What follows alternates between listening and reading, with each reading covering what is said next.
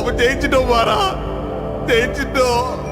கையிலே ஆகாசம் கொண்டு வந்த ஓம் பாசம், காலமே போனாலும் வாழ்ந்திடு ராசா.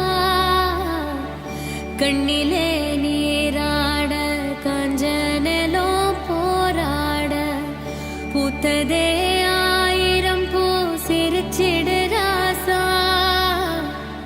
தூந்திருந்த கேணிலோ பால் சுரக்க கூடுமையா, தூதுவன காம்பிலுமே தேன் வழியாதோ.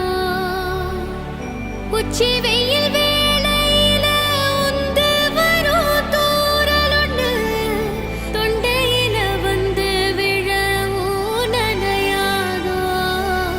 அப்பா நம்ம ஜெயிச்சிட்டோம், நான் அட்வொகேட் ஆயிட்டேன்னு இந்த மகன் ஹாப்பியா அவங்க அப்பா கிட்ட சொல்ல அவங்களோட அப்பா கண் கலங்கி நிக்கிறாருங்க. இந்த வீடியோ பார்க்கறதுக்கே ரொம்ப எமோஷ்னலா இருக்கு. நம்மள பல பேருடைய அப்பா அம்மாக்கள் சரியா படிச்சிருக்க மாட்டாங்க. அவங்க படிக்கலனாலும் நம்ம நல்லா படிச்சு ஒரு வேலைக்கு போகணும் அப்படின்னு சொல்லி ரொம்பவே ஆசைப்படுவாங்க. இங்கேயும் அப்படி ஒரு விஷயம் தாங்க நடந்திருக்கு. இவர் அட்வொகேட் ஆயிட்டாரு, ஸோ வழக்கறிஞர் ஆயிட்டம்பா அப்படின்னு சொல்லிட்டு ரொம்ப ஆசையா ஓடி வந்து தன்னுடைய அப்பா கிட்ட இந்த ஹாப்பியான விஷயத்த ஷேர் பண்ணிட்டு அவரை கட்டி பிடிக்கிறாரு.